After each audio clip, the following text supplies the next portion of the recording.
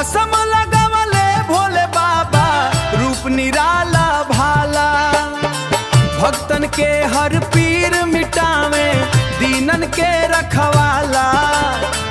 नाम जपे जे प्रेम से भर दे सुख के प्याला।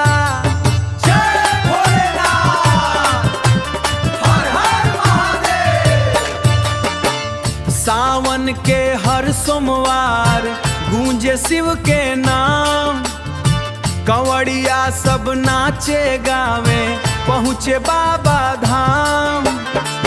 भक्ति के रंग में रंग जाए सगरी परिवार। भोले बाबा के कृपावा से होखे बेड़ा